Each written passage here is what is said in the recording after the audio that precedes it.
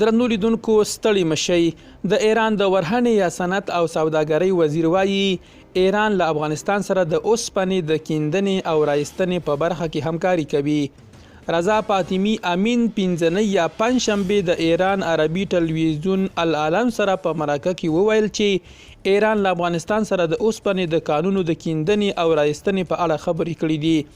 د وویل د ایران د اوسپنې یو ستر کان د افغانستان په پوله کې په خواب کې شتون لري او دا کان چې سګان نومیږي د افغانستان خاورې ته غځېدلی دی. د ایران خواب سیمه د هرات ولایت په گاون کې ده.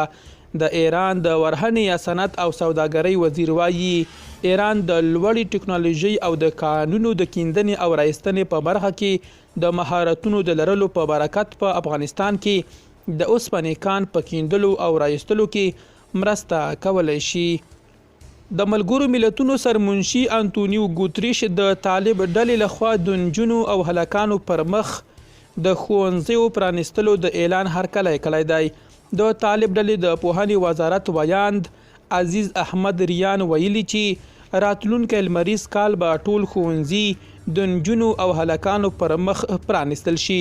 د ملګرو ملتونو سرمنشي انتونیو ګوتریش د یاد اعلان هرکلی کړی او ټینګار یې کړی چې دا باید پلی او کړنی شي. ګوتریش ټینګار کړی چې د نجونو او هلکانو پر مخ باید د زده کړو ټولې تنبیې بیرته وي ترڅو د خپلې وړتیا لوړولو لپاره زده کړې وکړي. نجونو او هلکانو ته ښوونځي او پوهنتون ته د تګ پرېښه ورکول د طالب ډلې څخه د نړیوالې ټولنې یوه مهمه غوښتنه ده. درنو لیدونکو له ملتیا مو مننه.